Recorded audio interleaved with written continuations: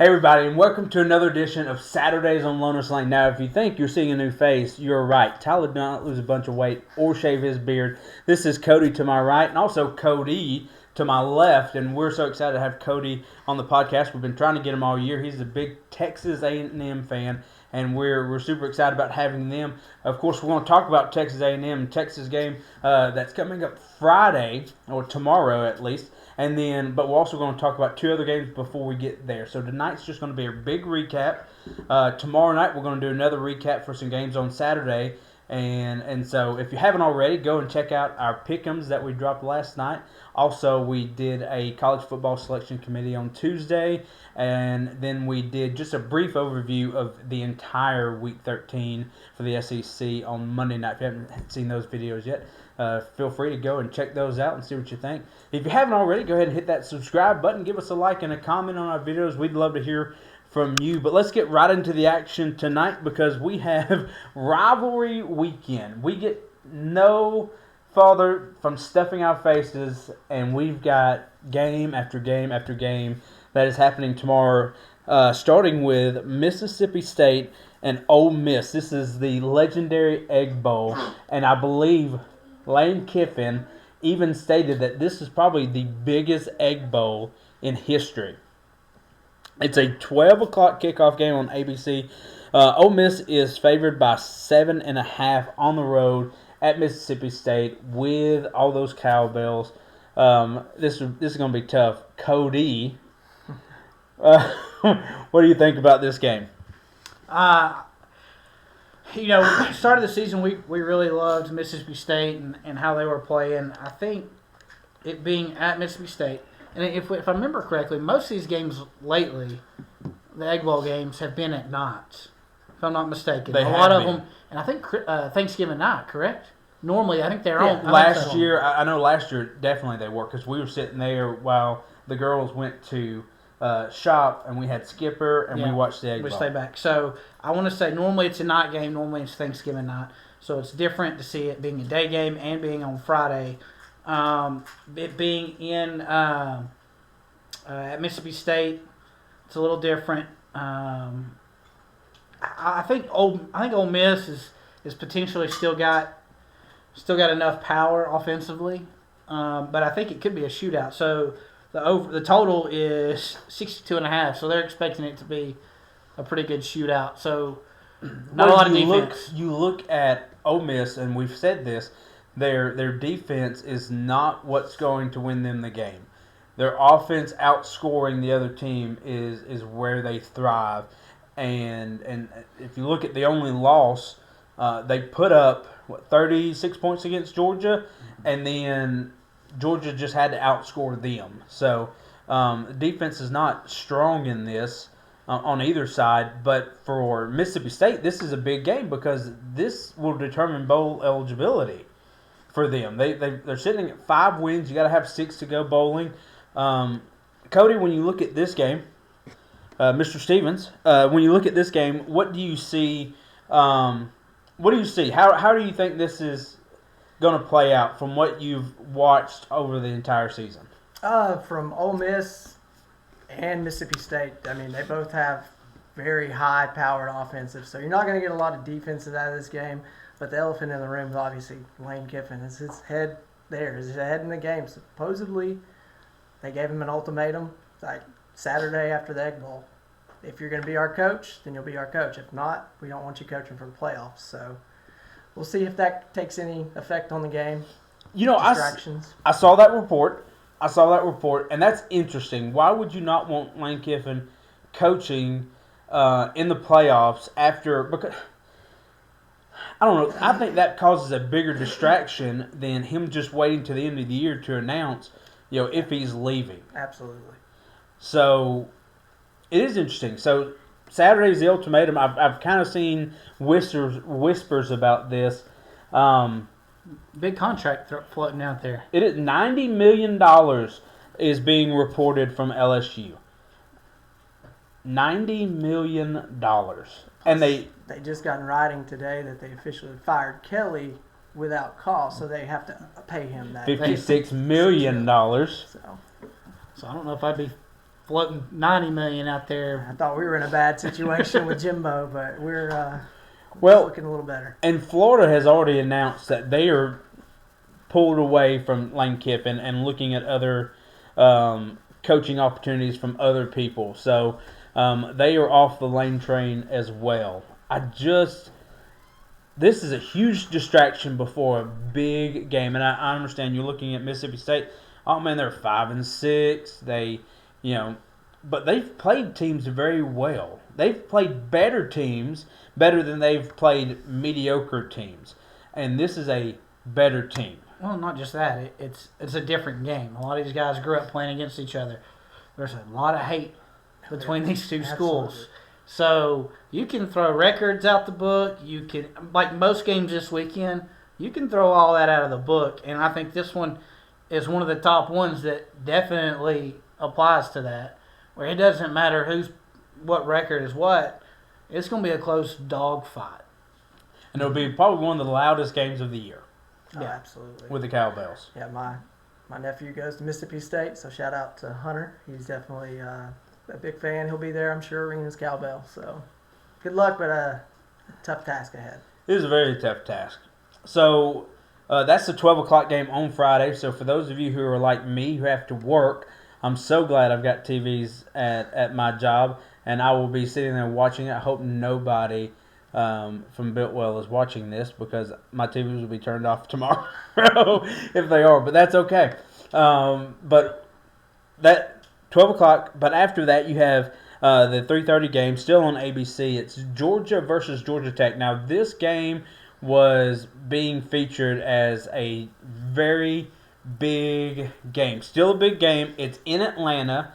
It's at Georgia Tech. But the spread here has really grown since what I was expecting after the play of Georgia Tech last weekend. It's 13.5 point favorite in the Bulldogs' favor. Playing at Mercedes-Benz. They're playing at Mercedes-Benz, so they're not at... Yeah. Georgia Tech got $10 million. I read a report today where Georgia Tech got $10 million to move the game to Mercedes-Benz. Who's paying that? I don't know who paid it, but I'd probably take it too. I'd take it. It's a good decision, Georgia Tech. Yeah, you take the money and you get to play in that environment against a really good team. What's the difference in capacity between the two? It can't be a huge difference. In what? Between Georgia Tech and Mercedes-Benz. Georgia Tech has one of the smaller stadiums. I understand, probably like 80,000? but Less? Oh yeah, but Let's look it up real quick. Mercedes-Benz only holds about 70,000 people. Yeah, that's true. Trust me, I'm glad that our rivalry with Arkansas, we played at AT&T Stadium for that 10-year stretch, so we brought it back to home, so that'll be fun. I get the aspect of playing in an NFL stadium, gets the recruits, they love to play in NFL stadiums, so I see it, but you get the atmosphere at a college stadium a lot more than at an NFL stadium. So that's my take on it. I would rather be at home, but 51,900. And then Mercedes-Benz holds. I should have been looking that one up. But you have this game, and I don't think it matters for either one, right? When it comes to conference play.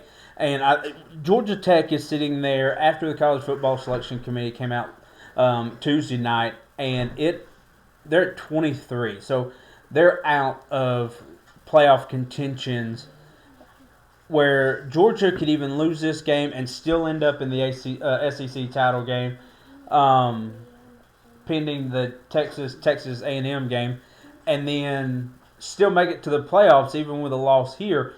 So Georgia Tech, I don't know if there's really anything that either one of them are playing for. There's no huge implications in this game except for bragging rights. Cody, did you find the 70? A little over 71,000. 71,000. So you're gaining 20,000 seats. That's a good bit. It is absolutely. That's no small. I mean McKenzie Arena holds 10,000. Something like that. Yeah. That's pretty big. That's a lot of people. Yeah, if you can fill the seats, and I think Georgia Tech will have no problem filling the seats. So. Oh, absolutely. That'd be easy to do. Cody, when you look at this game, like I said, there's just not. They're not. Neither team is a must-win. It's just bragging rights. Yes, you're right. I don't think there's necessarily, because Georgia Tech, neither one of them is going to go for the conference, as in against them. But I do think there's a lot to go into your seeding for Georgia. If they lose this game, their seeding is going to drop if they make it to the playoffs. Yeah, because they're at number 4 with a potential bye. Mm-hmm. But you've even made the comment, if you're not playing in the conference championship game, you really are not looking forward to that bye. Because that is a long break. You're right. But you never know.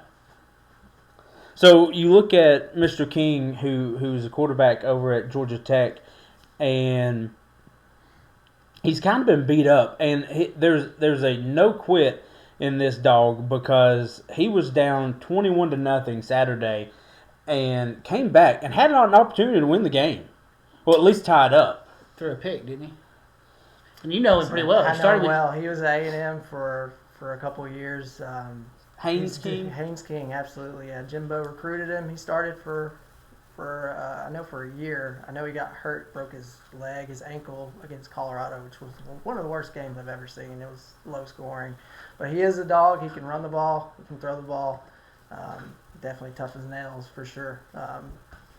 But, I do think that Georgia Tech has had a good team this year. I just don't see them making the playoffs. Like you said, the implications of this game, it's not there for the conferences, but college football playoffs for Georgia has a pretty significant implication if you want to stay in that top 3, especially if A&M loses, then you're going to that SEC championship game. So, yeah, it's definitely a lot to take in for these teams, but I think, like I said, Georgia's got a strong team. Georgia Tech's got a good team, but we'll see how it goes. This will be interesting. This game may be the game of the year that has the fewest plays ran. Meaning both these teams are slow to hike the ball. They're going to run the ball. There's no, hurry up type offense here. That wears on the defense very much, So it'd be interesting. Georgia Tech. What was the outcome of this game last year? That would have been. Georgia beat them pretty good, did they not? I think it was a blowout, if I'm not mistaken. I think this coach is sitting here. This is his second year or third year? I think his second full year as a head coach. He was an interim coach there at the end. So I guess it'd be his third game. Now, he did play at Georgia Tech. The problem that I've heard about this coach is he doesn't recruit local kids well from Georgia Tech. Like you have kids here, even in the Chattanooga area, who may want to play for a team like Georgia Tech. They're it's ACC team, but really not a top tier ACC team. Which right now, what team in the ACC is top tier? And could be very big for playing at a Georgia Tech, and he doesn't come this way. Well, he did get a big one, and then I'm sitting here trying to get a name from Cedartown, Trey Harris. He had the safety from Cedartown. I'm sure you remember him. Yes. Very special kid. Had offers from many different places. He was a 4-star, I believe. But Cedartown is not Chattanooga area. That's true, but it's still down past Rome. It's still the area of 45 minutes away from Georgia Tech. Yeah, you said around the area of Tech. No, but anyhow. 44-42 overtime. Oh, it was a close game. That's yeah. right. I remember that now. Yeah, that's what I was thinking. When you said blowout, I'm like, am I wrong here? Yeah, I must have thought of another year. So the year before that it was. Okay. But don't look at this game. Don't look at that spread and think, oh, Georgia's got this in the bag, because it's a rivalry game. Anything can happen. And, Georgia Tech, even though they looked really bad against Pitt's a 10-1 team. Absolutely. So this is a good Georgia Tech team that is going to be playing Georgia, so don't write them off completely. But let's get to the game. Cody, why you are here. It's the Texas A&M Texas game. This has got to be one of the games of the week just because of the rating, not the rating, but the standings that they're in. You got 3 versus 16. Now Ohio State and Michigan. I think Michigan's sitting at 15. I think so. So you have 15-1. So that might be up there. But this is going to be an interesting game because there's a lot of implications here. Mm-hmm. Texas, if want any shot to go to the playoffs, they've got to win this game and really hope for other things to happen. Now, I've been very critical of Texas this year because of the play of Arch Manning and how big of a bust he has been. Because remember, at the beginning of the season, he was Heisman Trophy. He's going to carry the Longhorns to an SEC championship game, win the SEC. He's going to win the college football playoffs. He's going to be Heisman. A lot of people believed in him. I mean, we did. We did. We jumped on the hot train. The name alone, just you have to. We did. And it hasn't panned out in most games. He's looked better of late. He's getting better. Sark is actually working with him, and I think he's put him in positions where... Did y'all watch the Georgia game? That's true, but that's also an elite defense. An elite defense who hadn't gotten after the quarterback all year. That's true. So, it will be...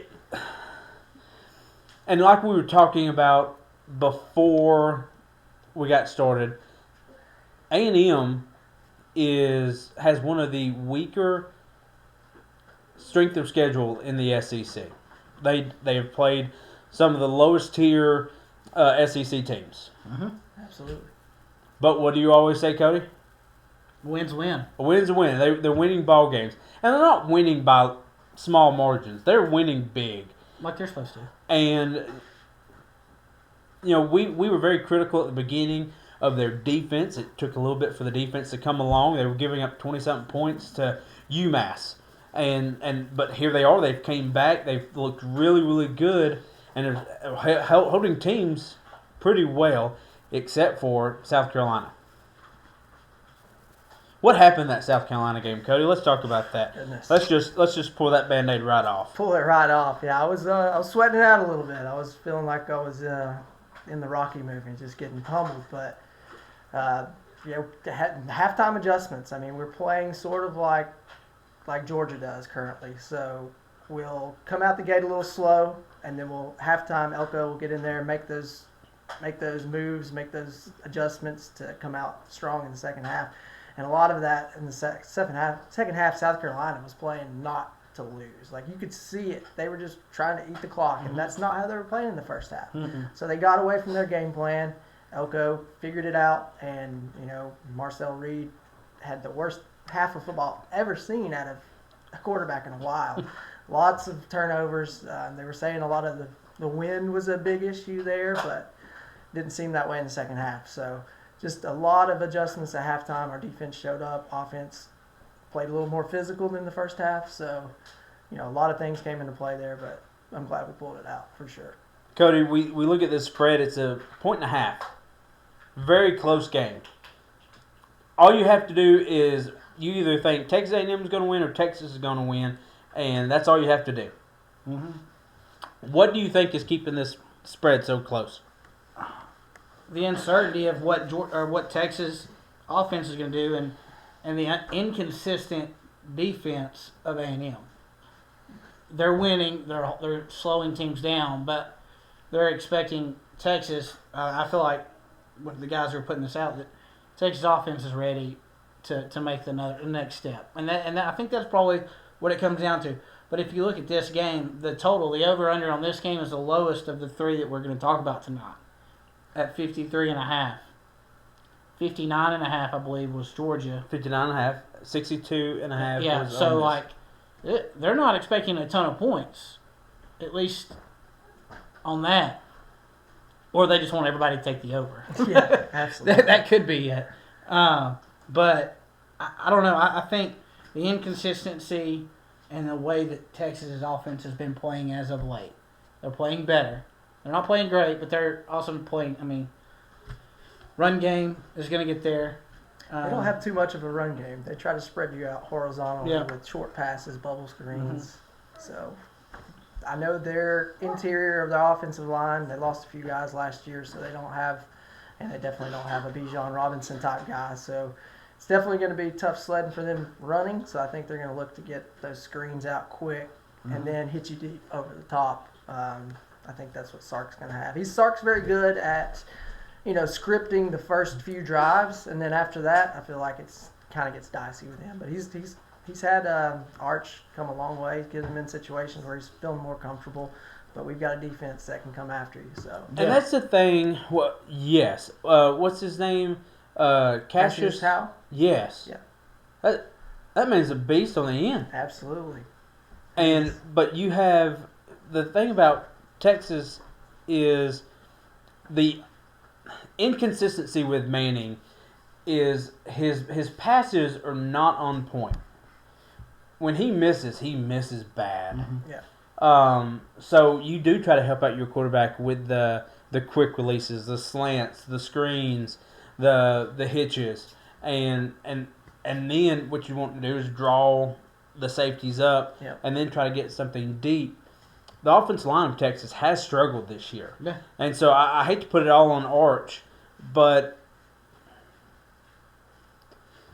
I hate to put it all on Arch just because the offensive line has struggled. But then again, he's not making the throws that he needs to make when it needs to be made, and it was all year. You look at the Florida game, he really struggled.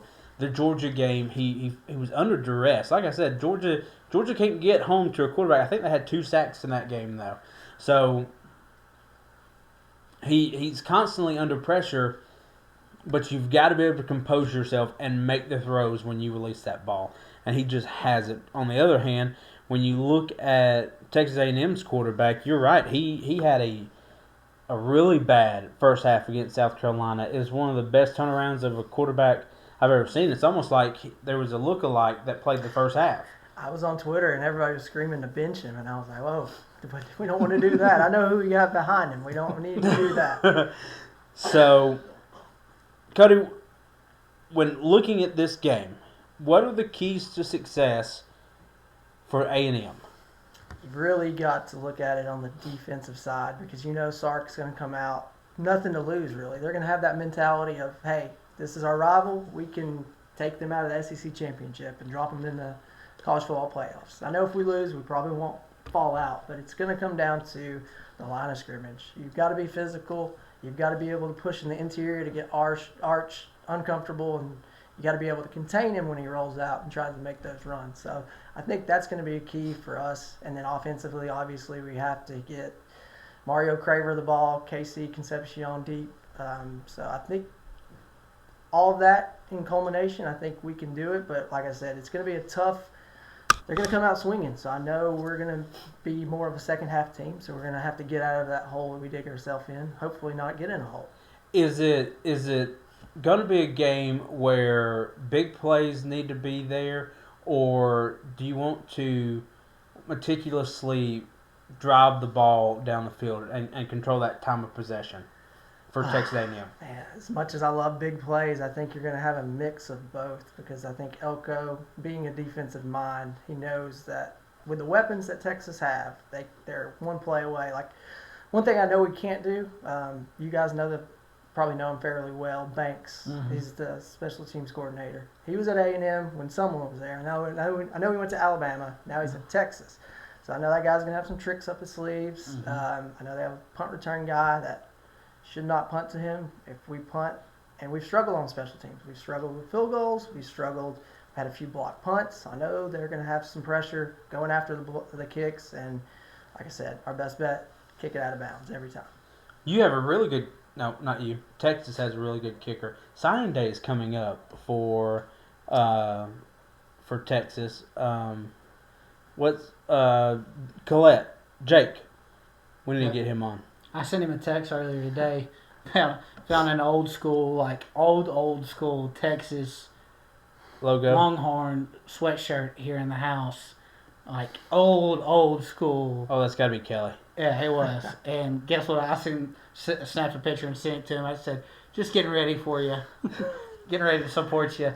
No, I talk to him all the time, and yeah, I think it would be cool to get him on. Because I would love to talk about kind of that process of being recruited, who you talk to, how what you do when you take a visit to these schools. I think the watchers would love to see that. But Cody, talking about Texas, what are their keys to success? How do they come out on top on a team who Notre Dame wasn't able to do so? I think Coty definitely mentioned. I think you the see how biggest- hard this is for me, right? It's really not that hard. If you only knew how we communicated on the ball field and who's who, you would understand. But I think the biggest thing is, and like Cody alluded to it, is special teams. They're gonna have to get that turnover on special teams, and not only get it, but take advantage of that turnover. That's going to be the big key in the game. If Texas can get a turnover, especially in special teams, then I think that can flip the momentum of a game, and it could go quick. And at that point, you got to think these coaches and players are always going to be on high alert, and it could happen again. And with it being just a 1.5 point game, one mistake can cost you the ball game. Yep. You got to play perfect. Absolutely. Well, guys, tomorrow starts off this week beautifully. And I know there's some other games that you'll be interested in watching, but here on Saturdays on Lotus Lane, we are SEC all day long, and we will be glued to these 3 games. So we'll be watching with you. We'll give you updates and come and talk about them next week. But stay tuned for tomorrow night. We're going to talk about the Alabama-Auburn game. We're also going to give you kind of a preview of the Tennessee-Vandy game, which could have some pretty big implications as well. Like I said in the beginning, if you haven't already, go ahead and hit that subscribe button. Give us a like, and also give us a comment. Tell us what you think. We want to hear from you. Cody's been one of our most on comments, and I love it. And we respond. Absolutely, yeah. We respond. We also, if you come out with good comments, we'll get you on the show. Maybe we'll get you on here and talk to us. Some of you Georgia fans who've been busting our tails on some of the things we said, come out here and tell us where we're wrong, or just sit behind your computer screen and argue with us. That's fine. But anywho, thank you so much for watching. We hope you enjoyed this show. And as always, it is Saturday on Lotus Lane. Thanks, guys.